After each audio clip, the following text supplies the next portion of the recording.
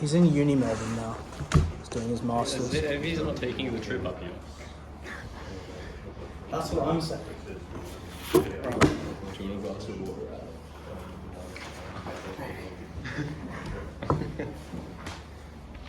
My students took extra long marking their names off, so I had to sprint over it. They don't know their own names. No, they love to check. They tell me their name, I tick it, and they're like, oh, can I make sure that I marked it? I'm like, yeah. They don't trust you. Just say no. You are in control then, aren't you gotta remind me. Okay.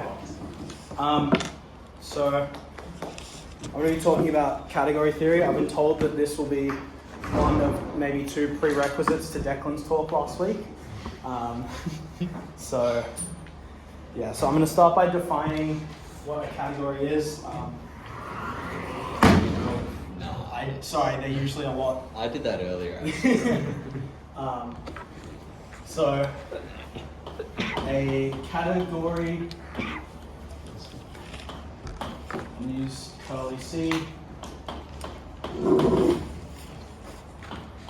It consists of a few things. So firstly, objects denoted ob-C. This is formerly a collection, sometimes a set, but technically a collection for set axiomatic reasons. For each A and B in your objects, there is a collection of maps / arrows / morphisms / whatever else you want to call them, denoted by, I choose to use curly C of AB. This is also seen as hom of AB, but I think that's confusing notation, so I'm going to use curly C of AB. And then for each A, B, C in your set of objects, we have this thing called composition.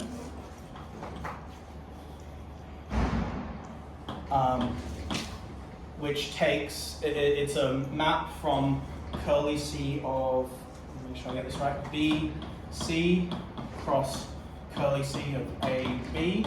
So these are maps from B, C and maps from A, B. Testing of the fire evacuation system is now in progress. Please turn on the following terms and sequences. Curly C of AC. And this maps the pair GF into G circ F. So this is just saying that you can compose your arrows together. Finally, some put this as an axiom. I'm writing it as a part of the definition, or the requirements, is that for every object you have identity element denoted by, and then it needs to.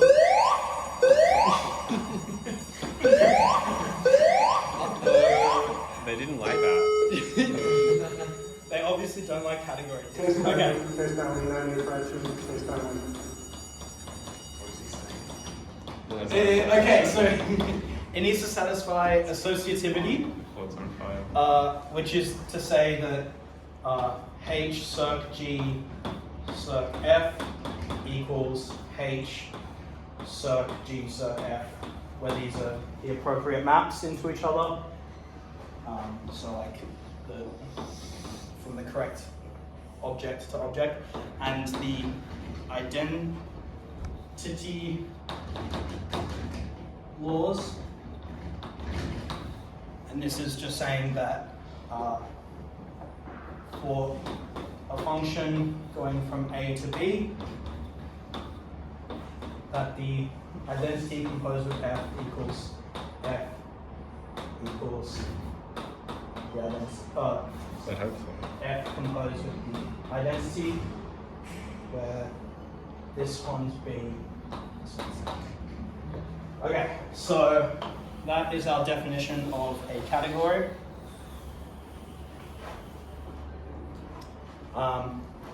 I want to start going through some examples. A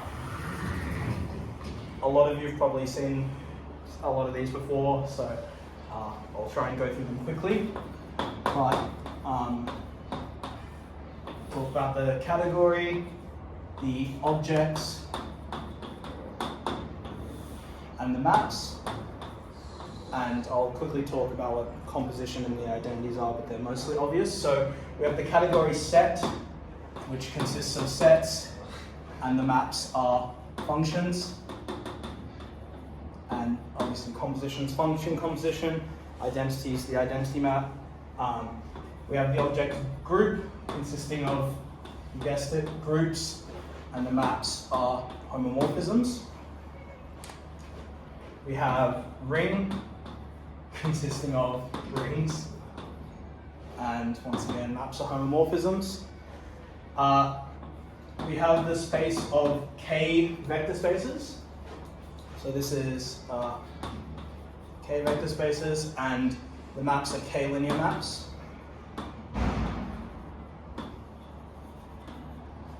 And then final one I'll say is just topological spaces. And the maps here are continuous maps.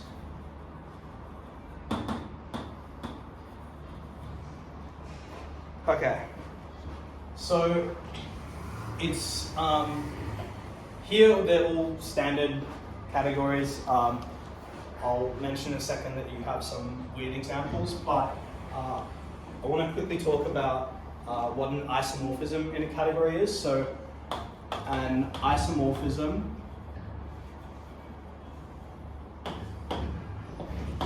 between objects in some category is a map F from A to B such that there exists G from B into A with FG is the identity on A and GF is the identity on B.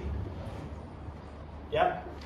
And so I also will write maybe what these isomorphisms are. So for functions, it's bijections. For homomorphisms, it's isomorphisms. This is not completely obvious if you've been taught that homomorphisms are bijective, isomorphisms are bijective homomorphisms. It takes a bit of work to show that it's the same thing. Your K-linear maps are bijective K-linear maps.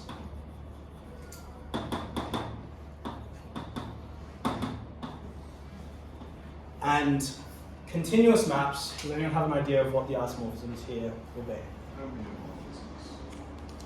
Yeah. So it's not necessarily just bijective maps. An example of this is if you take the half-open interval and map it into the unit disk.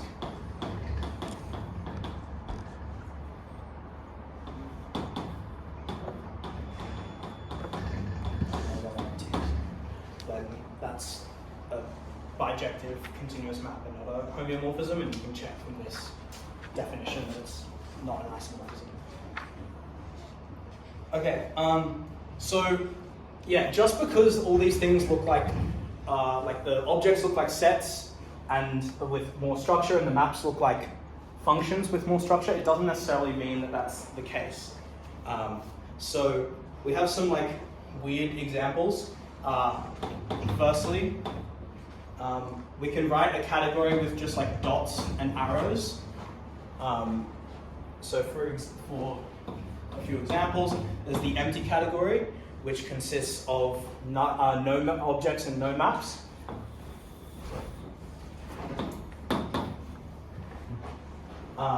We have a single object category. It's just a dot. It has one object and the identity map, because every object must have the identity. And we can maybe get a bit more weird with it and take this. We have F G. We must also have an arrow being composition. And yeah, so in these types of categories, our objects are just dots, our maps are arrows, and the isomorphism are reversible arrows. So in here we have no isomorphisms, except for the identity. But we don't draw the identity maps because every object must have an identity. We can think of a group as a category. So if we take some group G, there's a corresponding category with its object being a single object, and the maps are the elements of G. So the maps correspond to all G in G.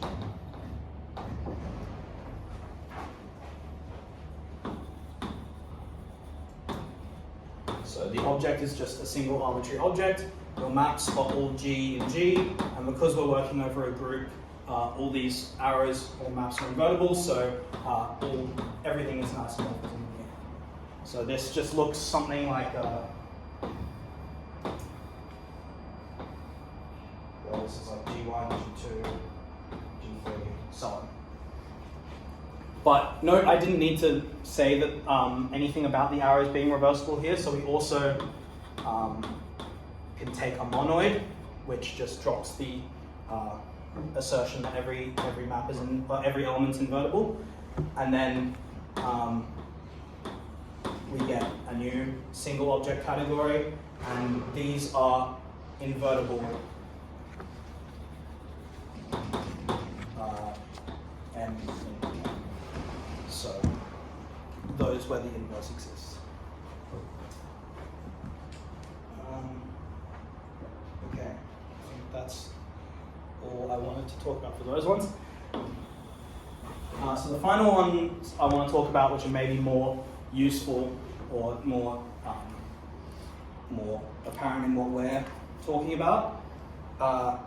We have the category of simplices.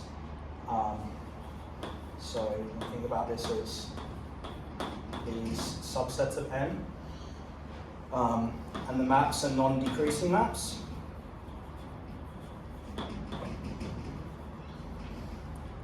We also have the category of simplicial sets. There's simplicial sets in it, and simplicial maps as the maps. I'm not going to talk about what the isomorphisms are here. Anyway, just you can figure them out if you want. Can you remind me what a simplicial set is defined as? Okay, so Will, do you want to take it A over? functor from the opposite category of is opposite simplicial category to the category of sets. That's right. Yeah, and so the simplicial maps are natural transformations between functors.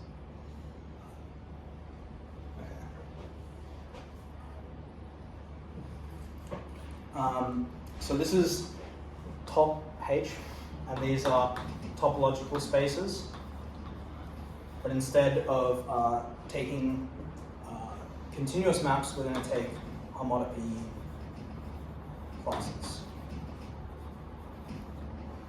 Hello. Yeah. So when you talk about topological spaces or like topological spaces up to homotopy, so this is homotopy classes. For the normal category of topological spaces, are we like modding out by homeomorphisms, or do you consider two topological spaces that are distinct but homeomorphic? Are they different objects, or are they the same object?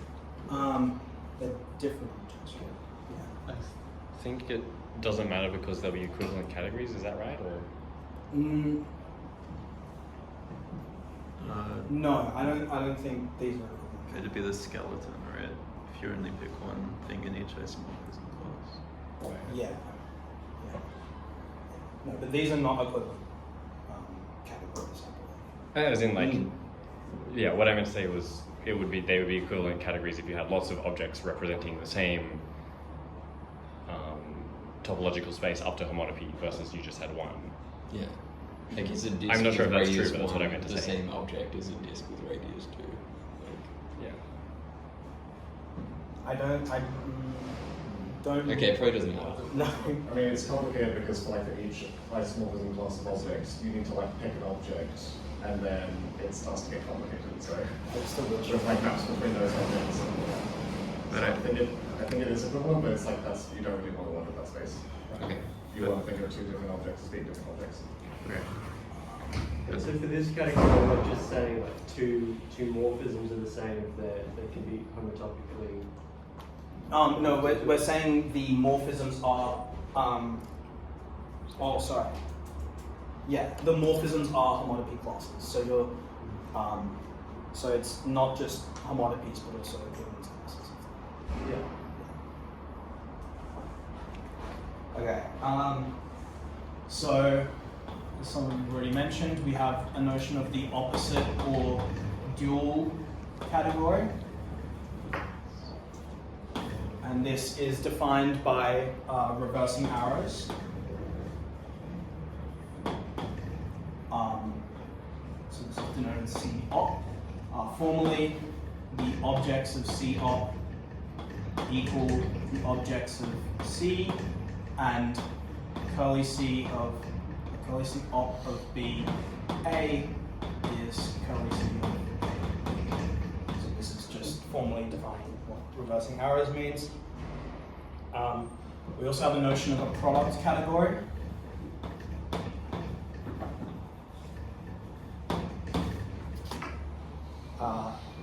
Curly C times curly D, and this has objects, as you'd expect, objects in C times objects in D, and then same thing for your morphisms.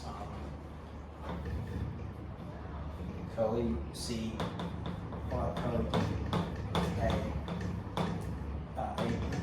from a pair AB into A prime B prime is curly C of A prime times curly C, curly D.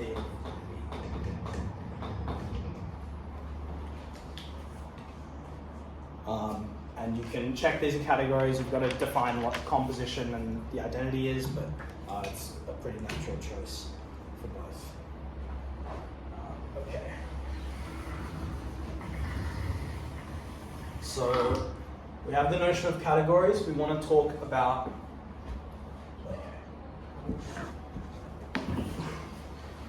Don't worry. Oh, there we go. Okay. I want to talk about the notion of maps between those. So the next thing we want to define is a functor. So a functor is a map between two categories, and it consists of a function from the objects of C into the objects of D, and we denote this by A maps to F of A. And it also consists of a map for each A prime in curly C,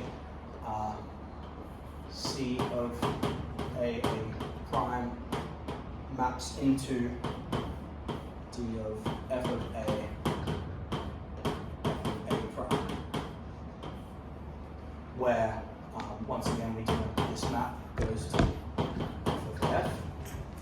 And there are a few axioms it has to satisfy. So firstly, you want that it respects composition. So F of F composed in C, we want that to be F of F composed with F of F prime.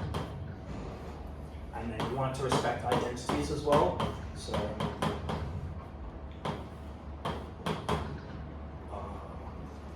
sorry, some object in the category.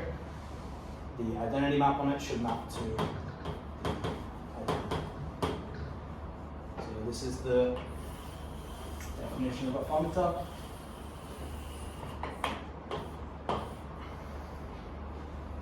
Okay.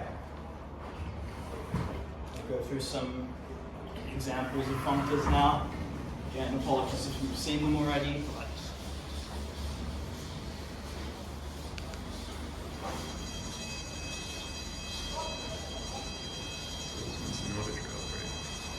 It's not. Okay. So the first It's one. also different to all of the others. Huh? It's also different to all of the others that were drills, so Okay. it's recess time. We have a set of functors called the forgetful functors. These just formally forget some structure. So if we take the functor from group into set, which just takes the underlying set of the group and forgets that there's a group operation. So homomorphisms go to functions. This is a forgetful functor.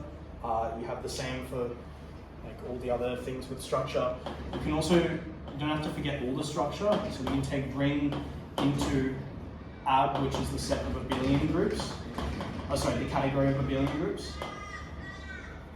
Or monoids. As in, you can also have map into monoids and forget one of the structures, and that's a forgetful functor.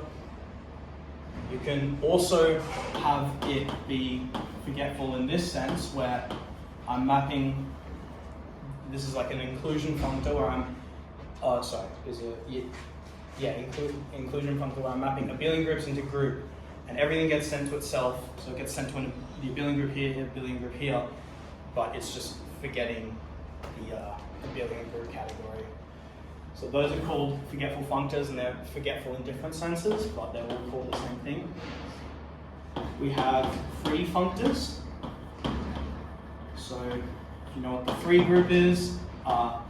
The free group is a functor from set into group. You could also take the free ring, commutative ring. You could also take the free vector space. These are all considered free functors.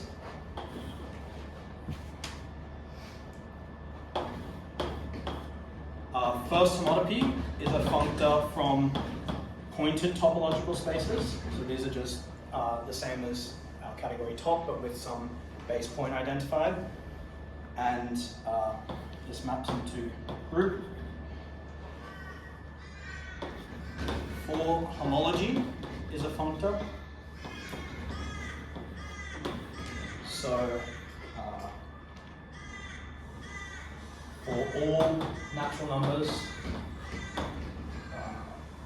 the homology group, which takes non-pointed topological spaces into the category of abelian groups. This is a functor for all n and also for all notions of homology that you may have encountered. Will talked about this previously.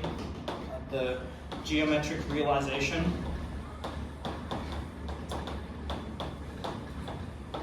is a functor from, I'm not sure if you talked about it in terms of simplicial sets or just simplices, but it's also a functor from simplicial sets into topological space. Oh wait, sorry, that's the definition of it. So yeah, so that's also a functor. The n skeleton is also a functor, which I think you mentioned as well. I didn't talk about it in those terms though. So I think I mentioned briefly what an n skeleton is. Okay. The cells of higher dimension than n, but in non-degenerate. Then you don't necessarily need to worry about that.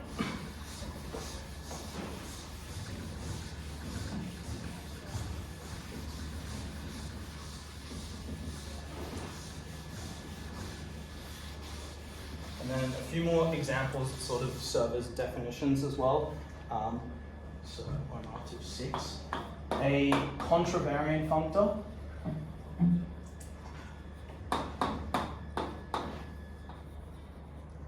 from C into D is a functor from C up into D. So from the dual category into, from the dual category. And then the functors that, like these are the regular ones, are called covariant functors.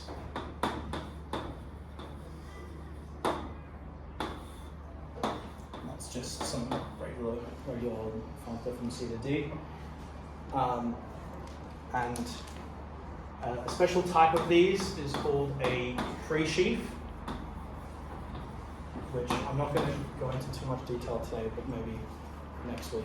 A pre-sheaf is some functor from the opposite category into set, and this notion arises from the topological definition of pre-sheaves. And then finally, a special case of contravariant and covariant functor is the Hom functor from C op times C, so the product category, into set, but it can have more structure. A lot of the times is going into group.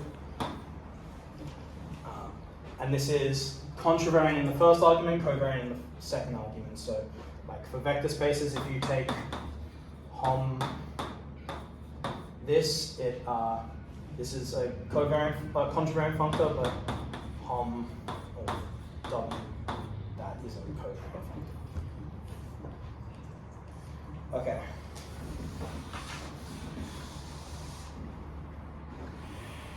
Any questions so far? No. Okay, cool. Wait, so as stated, is that a covariant functor from the product category? Because you put the alt there. Yes, so this is Right. covariant from the product category. Yeah. Yes. But if you like split it into not a product, then it's contravariant or covariant. But it's also contravariant from C times C. Yeah. Yeah, I think op and Yeah. op and Is auto function. product commute. Okay. So we say a functor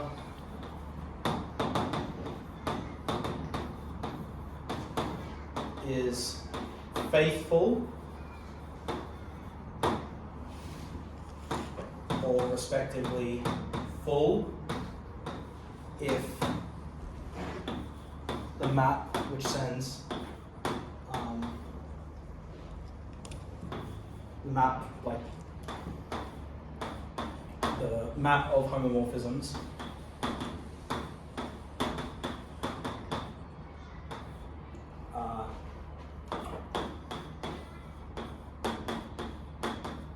is injective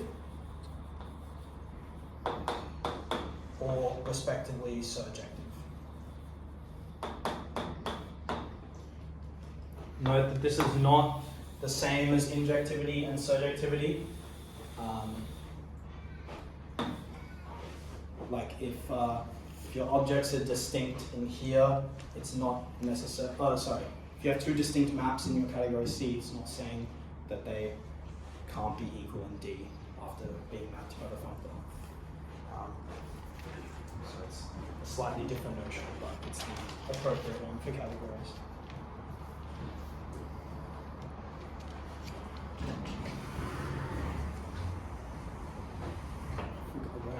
What am I up to? Wait, can you say that again? I think I understood it and then I stopped understanding. Okay, so maybe it'll help if I do an example. But this doesn't mean that if you have two distinct maps, that they will be mapped to. So if you have two distinct maps, doesn't necessarily mean that the functor will map them into distinct maps here. So for example, If it's faithful, Yeah, isn't that what injected means? I don't know what the word injected is doing then for this definition, if that's not what it means. Maybe this is because I don't know. This is or why I'm maybe confused. maybe I need to write for each pair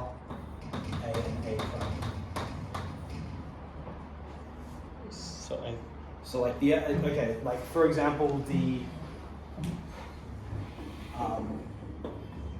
if you have this category on two objects and you map it into here, then you have to map both the identities in. But I think the word I was missing was pair. That this is injective because these are separate objects. So it's for each maps away from. Attention. The fire evacuation system test is now complete. Please acknowledge all future alarms. Thank you. So it's injected on individual Hom spaces or morphism spaces, but it's not injected if you look at all of those morphism spaces together. So In this example, we'd send the identity of A and the identity of B to the same thing. But if we just focus on morphisms from A to A, morphisms from A to A, that is injective. yeah. So like, I think it's like, is it not injective? It could be injective because it collapses objects, or it could be not injective because it collapses objects, or it could be not injective because it collapses Homs between objects. And faithful is looking at maps between objects, not objects themselves. And conversely, a function can also be full, but not reach every single Hom space in the codomain category. So it can be full, but not what's called essentially surjective. And that would be like if there's objects in your second category that aren't images of objects in the first. Yeah. Well, there's like a classic example of something that's not injective, but it's faithful. Like, does anyone remember what it is? You just know that one That exists. one, good. What's that one? Yeah, well, like something to do with like groups to like isomorphism classes. Yeah, you can do that. Yeah, if you like, there's a functor from groups to isomorphism classes of groups, and it's obviously not injective because there's many different groups that have the same isomorphism class, but it's effectively injective because the same information is there. And then going the other way, if you take, say, abelian groups into groups, that's full, but not, it doesn't reach every single group. Great. Yes. Is there terminology for when a functor is injective or surjective on objects? Or do you just say that? Surjective on objects is essentially surjective. Okay. There isn't a term for injective on objects, I don't think, You because just say it's an embedding? I think it, You say it's like isomorphic to a subcategory. yeah. Yeah, but I guess like Thank you. Yeah. we don't care about objects as much as we care about. Oh yeah, this was a personal question. But I mean, just for the room. So I rubbed it off, but there's one more example of a category, and that is the category of categories. So if you take categories and the morphisms being functors, you get a new category. You can then do that over and over again. That's how you get the infinity category. A bit more formalism than what I've said. But an important distinction to make is that the isomorphisms in the object category are, in the category are invertible functors, and that definition often is quite useless in terms of that functors are never almost never truly invertible. And so the thing we like to talk about instead is equivalence of categories.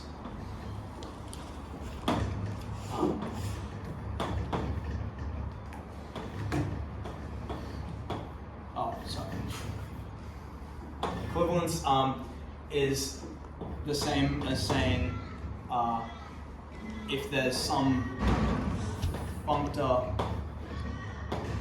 in the reverse, that we can apply a natural transformation to get the identity on C, and then also natural transform to get the identity on P. I haven't defined natural transformations. Some of you know what it is, but it's just a way to transform one functor into another. I don't have time to talk about it, So this is equivalence of C and D. Yes. And you just require existence of some F and G. Yeah, or to say that yeah. Yes, F is an equivalence. F is an equivalence. Okay. There's some inverse that when you transform them, it becomes that. It doesn't have to necessarily strictly be that. And it's presumably a good name because if F is an equivalence, then G exists, and so G is also an equivalence because F exists. Yeah. Yeah. That's obvious, I think. Yeah, and it's saying that like your categories C and D are the same. Maybe can I add something? Yeah. Someone corrects me on this if I'm wrong, but I think like the reason we want equivalence versus equality or isomorphism or equality is like maybe the example I was saying before, like if our definition was for F and G to be equal to IDC and G and F to be equal to IDD, then the categories groups versus isomorphism classes of groups wouldn't be equivalent. Yeah. But like they have the same information, so we want them to be equivalent, so we say this instead.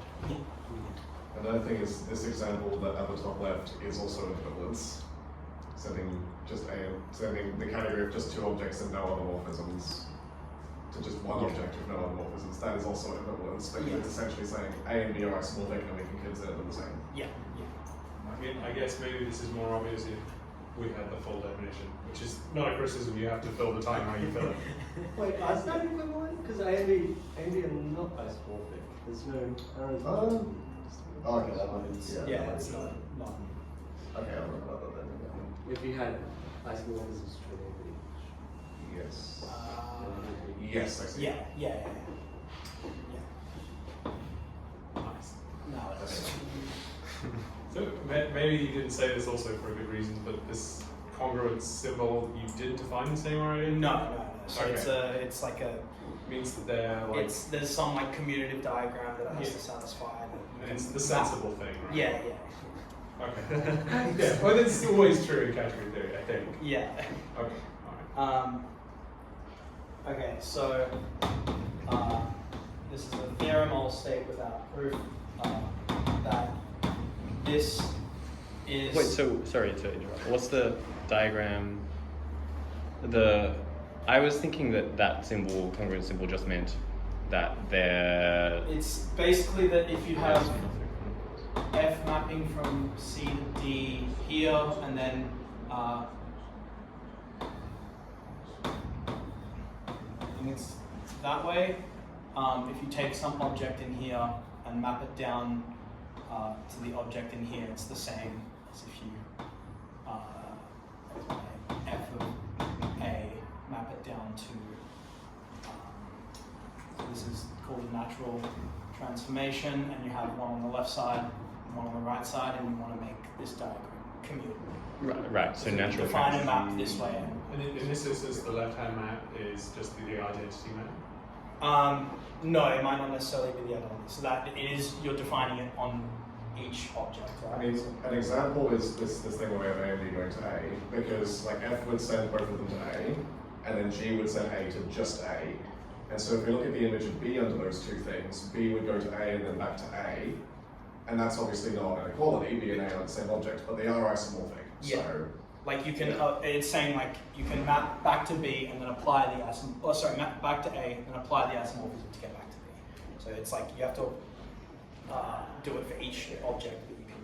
Okay. The arrows at the bottom should be going in the same direction as the arrow at the top. I think this is like, From C to D. this is not, I don't think this is what the natural transformation diagram looks like.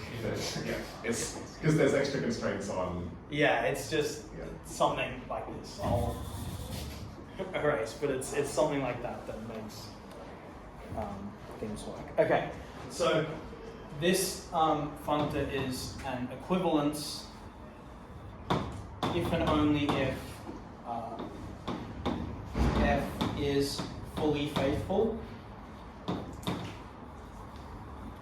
So that's saying it's full and faithful, and also any object in D is isomorphic to the image of some object from from C. Is there a word for the second thing? Essentially, Yeah. Okay. That's all I have to say about that.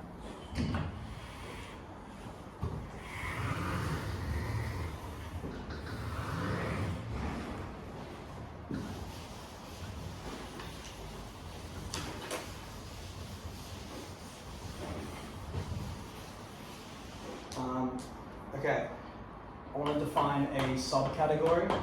So, a subcategory S of C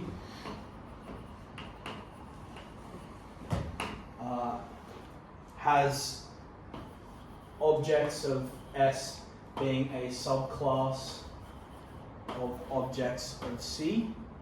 Sorry.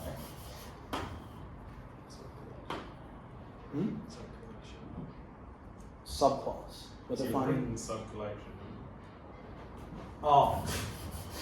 What's subclass? Yeah, what is a subclass? Class is a fancy set. But isn't that a collection? Yeah. Yeah, so a class is a collection. I mean, we just use words that are not set because sets run into Sets. problems sometimes. Yeah, But sets. in practice, you can just use sets. Is there a distinction between class and collection? I actually don't know. Yeah. They mean different things, but they're the same. They might be naturally transformed. Yeah, yeah. The words, the notions probably are. I mean, the reason classes exist is because you can't have the set of all sets. Yes. And so, yeah, I think, I don't know what you mean by collection, but yeah, I assume that's like that's I guess like any number of types of classes, or like, I don't know. But yeah, they're all like, Yeah, that's They're why all I'm saying class. Maybe like morally any category you run into, unless you're doing really messed up stuff, Yeah. set is probably sufficient. yeah. Is that the take home? That's Yeah. Let's say so. Okay. So you also want that your morphisms are a subclass of these morphisms when S and S prime are objects in your subclass. So this is, in your subcategory. So this is the definition of a subcategory. So one important note is the image of a functor is not necessarily a subcategory, as you might expect. You might think so, but it's not.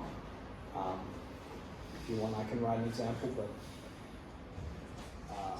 I won't, unless someone really wants to. What's the example? Okay.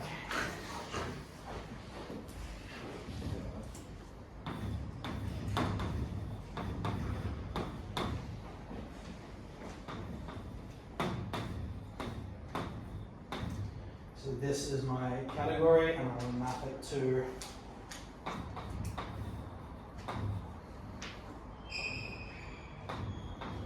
Right.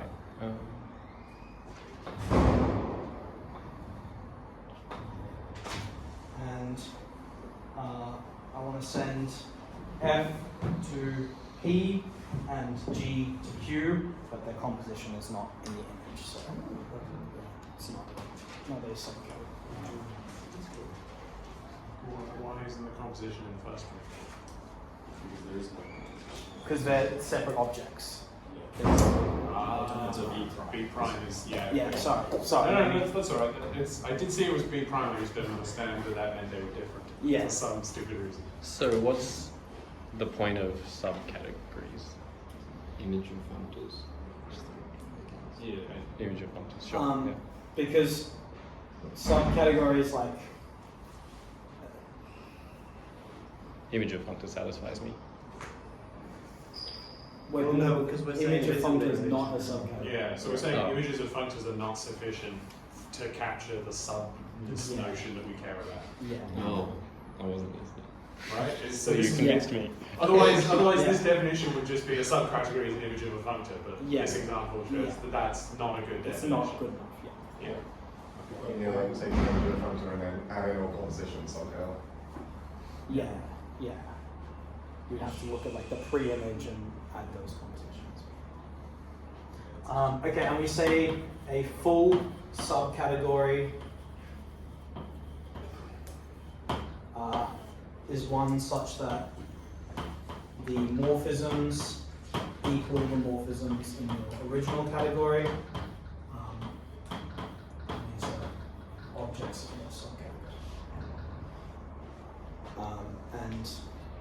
So the inclusion functor is faithful trivially, and it's also full. And and if it's full, then this is a full sub. Okay, how are we going for time? You got 5 minutes, 10 minutes. Okay, good. So, Less than 10 minutes. I want to get to the definition of an abelian category. And for that, I need to define some axioms and then the sort of things you would want in, well, they're things that like arise from abelian groups. Sort of you want to be satisfied by some general structure that would have abelianness.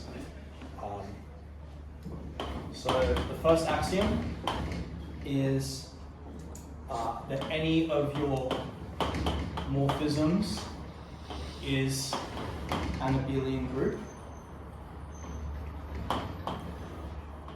So in general, this is just some collection, but if you can compose your morphisms and commutes them, it's good.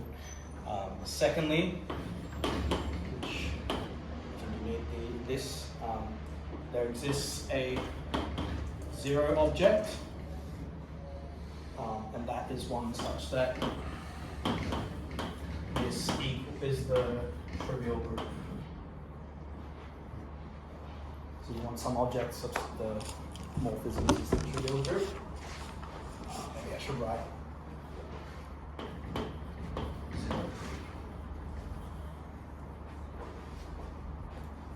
Okay. Third one, for any two objects, there exists B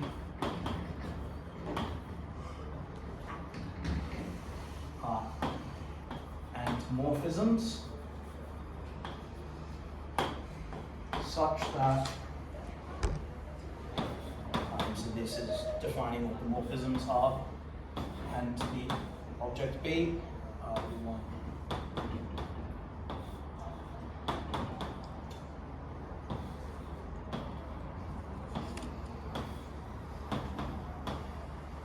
Alec, Yeah. for the first one that you've got there, Yeah. These are morphisms from A to B is an abelian group. Yeah. yeah. So how do you, like, if you have two morphisms from A to B, how do you compose? You can't compose them. Yeah, what's the... So Should it be an A example, to A? example of category of satisfies this is the category of vector spaces. Yeah. Like you can add matrices together. Yeah, so not the group action isn't composition. The group operation isn't composition. You can say it was Oh, okay, gotcha. Right. You can't compose A to B. It's It's You need something else. Yeah, this is a new a structure. different. Sorry, yes, not composition. Okay. And I think you also need to specify that composition is a abelian group homomorphism. So like if I take a function from A to B, or a map from A to B and a map from B to C, that respects like adding things like f composed of g plus h is Oh, f plus yeah. g plus Yeah. There's a bunch of compatibility stuff here. Yeah. That the whatever composition we define is Right. is biadditive, I guess. So is this like the beginnings of a monoidal category or something? So the beginnings of abelian. Abelian category. Monoidal category is different. It's, Okay. We're adding plus, not times. yeah. But I'm just thinking that like the tensor. When it's both, it's a tensor category. Right. And you need like Or distribution. yes. Yeah. I just said that because that reminded me of distribution. Yeah. Morphisms between. Not the but it's like I think if I say composition is biadditive. compositions biadditive. Yeah, sure. Zero is biadditive. Composition. Okay, so now this diagram needs to satisfy that P1, I1 is the identity on P1, I1 is the Should be A, Hang right? on, yeah. is. Because you do I1 and then you do P1. Oh yeah, sorry. I always get confused. P2, I2 is the identity on A2. We also want the I1, P1 plus I2, P2 is the identity on B. We also want the P2, I2 is P1, I1. P2 I1. Oh, sorry, P2, I1, P1, I2. So this So, is just saying, Oh, no, wait, yeah, is that right? Yeah. Yeah. so this is just saying B is like the direct sum of A1 and A2. Yeah, yeah. Is there an intuition behind following those conditions? As you've just said that B is the direct sum of A1 and A2. Yeah, so these are like projection and inclusion maps into the direct sum. Yeah. So is this the same thing as saying it has limits or something? No. So final product. So it's both a product and a co-product. And it's looking at the maps come from it having a structure of a product, including maps come from it having a structure. Maybe I would show that there's like some extra steps to prove that from this definition.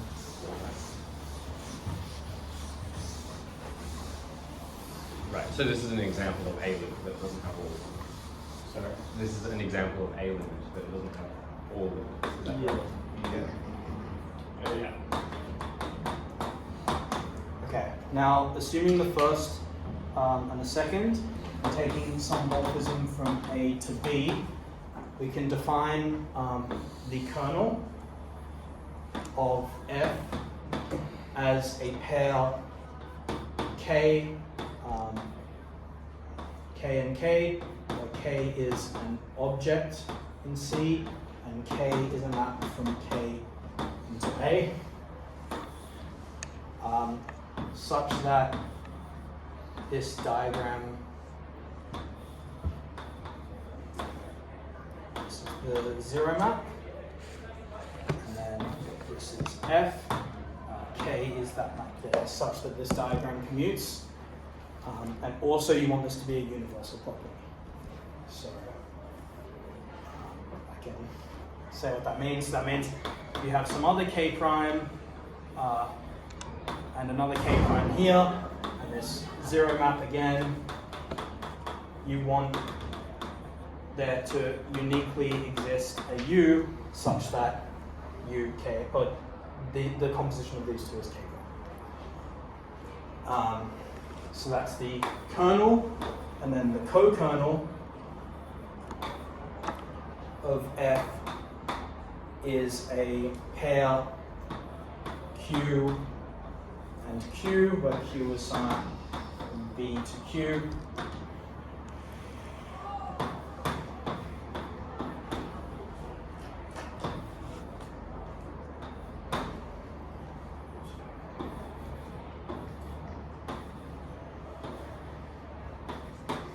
Such that this commutes and again is a universal property. Sorry, I have to teach, but thanks, Alec. How over time? It's 3 minutes. Okay. Does anyone have? I think we should probably call it that. Okay. Is that right? The axiom and definition away from a Billy category. Sorry, before I go, do you mind if I ask what's happening next week? That's what I wanted to talk about. I don't want to interrupt though. Yeah, okay. Well, so next week we're still on, so I don't have anybody to speak. Does anybody want to speak next week? I can again if you want. I mean, what topics do you need to cover? I was thinking it'd be useful to have someone talk about limits, co-limits, and I could go talk about yeah, and like sheaves. maybe. Maybe. Okay. Okay, great. Thanks, Joe. See you. Yeah. But maybe let's, the week after that, I mean, I guess limits is, let's not dwell on category theory for too long. Damien, you're such a category theory. I'm a category theory lover, but this is the homological algebra reading group. I mean, Do you need to know yeah, when we get to the algebra part of homological algebra, it will be mostly category theory, I think. But I imagine we can get along like as we go with what we need rather than. I'm not sure how much the missing code stuff. Right, okay. We're heading towards defining the derived category. Yeah. That's kind of That's how- some vague destination. I'm not sure how. Anyway. Yeah. Well, do you have a suggestion of what might be like more on the? Unfortunately, I'm not very well out. Okay.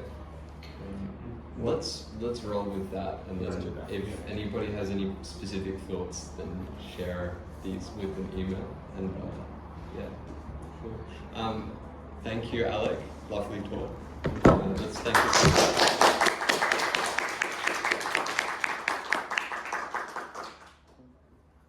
One thing I was also gonna. Did you? It sounded like from last week that you had. Yeah, I have some more stuff to talk about, but I'm not sure where But I it don't fits in know. it. Maybe if we can hear back on some feelings, and then I think maybe after that I could give like maybe a very brief description of the relation, or like maybe a brief discussion about vector chain complexes and how we get between topological spaces and chain complexes of the functors. I don't think it would take a full hour. Okay. And then maybe we could charge ahead with some more. That might be a good idea because if you'll have to do that next week, then the week after can be like half that and then half more of the rest of the category. Awesome.